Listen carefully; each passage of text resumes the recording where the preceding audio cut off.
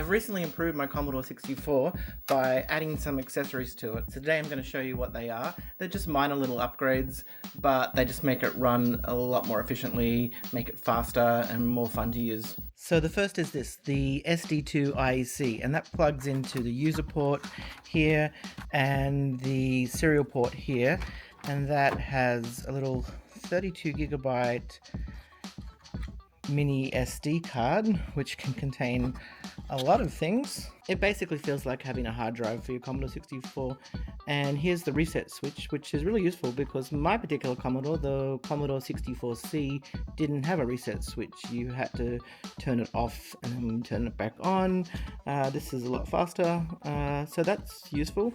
And here's some buttons to jump between discs when you have multi-disc programs. And the next device is this. This is a clone of the original Epyx Fast Loader cartridge that was available commercially in the day. I bought this from a person on eBay who makes clones of these. It's a nice transparent shell. Yeah, and then there's a button to reset it. And this makes programs load so much faster. It's amazing how much faster it takes to load. I can't believe we took so long just to wait for games to load when we were kids. We would wait 3, 4, 5 or more minutes and talk to each other while we were waiting for the game to load, and that was normal, but this improves it so much. So that just plugs into the expansion port, and you've got the two cartridges in the computer together. So now when the Commodore turns on, it says fast load, so that's the fast load cartridge, and to get a listing of what's on the SD card, I don't have to type out load quote $, quote, $8. Instead I can just press $. And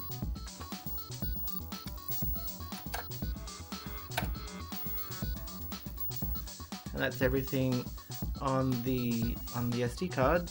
And so the first one is our menu. So all I have to do for that is just press Commodore key and run stop. And there we go, there's our menu. The last thing I got for now was this control pad from a shop online called Retro Game Boys. I'll put their website in the description of this video. They've got some cool custom control pads and joysticks for retro computers.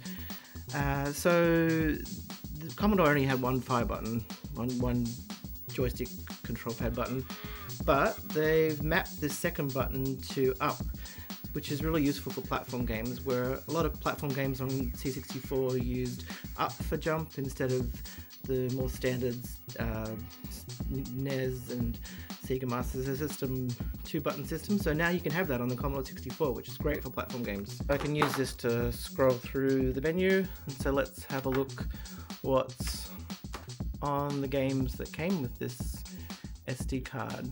Let's try this mod of Genesis Sisters and see how long it takes to load.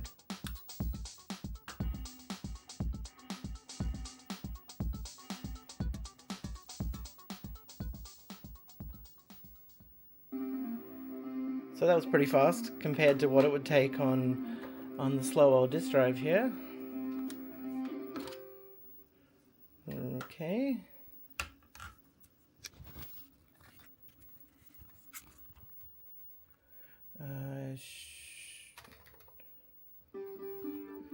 Yeah, so that is so much faster.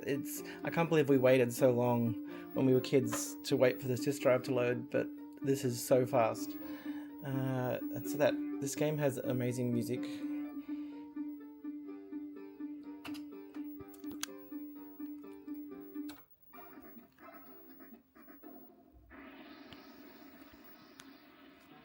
And so you can see this is a good example of a game that used up to jump.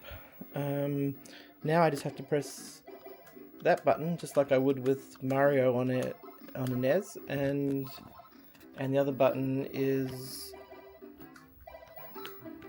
the button you use to fire.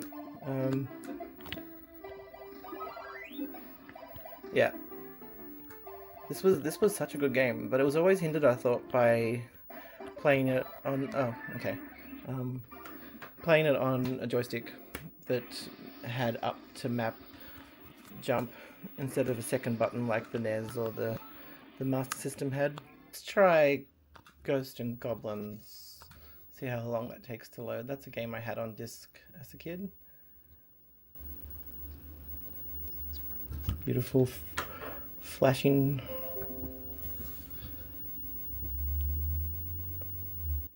So it's not instantaneous for every game, but it's still a heck of a lot faster than waiting for the disk drive to load. See, already that's so much quicker. And here we have a Cracktros screen that I remember a lot from playing these games as a kid when we would get them at a swap meet where someone would have downloaded them on a BBS. These Cracktros screens introduced me to the whole demo scene world, which is a whole other topic, but some of them are really interesting. Anyway, let's load the game and see how long it takes from there to there. Ghosts and Goblins.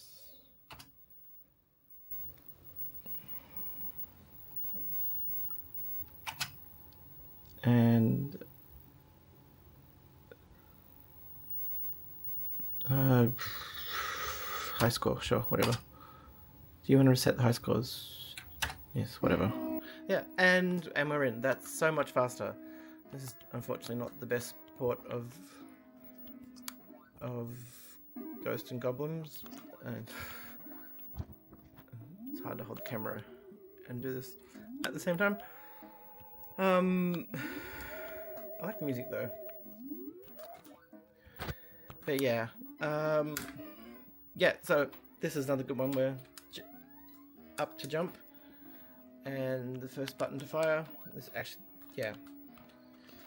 Actually, this is a good example because you have the two uses straight away, unlike Jen and Sisters. This is a good game, but it's just so annoyingly hard, especially on the Commodore, I think. Oh, anyway. Yep. So, yep, that's the accessories I have added to my Commodore 64. It's just a minor little pimp, but it makes a lot of difference just having basically what amounts to a hard drive now, where I can store any and everything. Well, or not everything. There are some disks that the SD2 IC won't be able to run, and I'll still need this for, or something else later down the track. And the fast load cartridge, it makes it so much faster, and an actual proper control pad. It does look like it's a NES control pad, doesn't it? But that's fine. It works well. NES control pad was a good style, so why not use it for this? The next thing to do for my C64 will be to save my old discs from when I was a child using this, the ZoomFloppy, and that connects to the floppy disk drive here, and that connects to the PC, and you can use that to dump C64 discs onto the PC. But that's to come. I still have to do that. I've started that, so I need to continue that, and my disk drive is, unfortunately, it's dying, I think, so I might need to get a new one. Anyway, that will be in a future videos, so let me know in the comments if you've upgraded and pimped up your old retro computers in any way. Have you added any joysticks, control pads, any other accessories, any cartridges like I have here to make it run better? What have you added? Let me know in the comments, and I'll see you next time.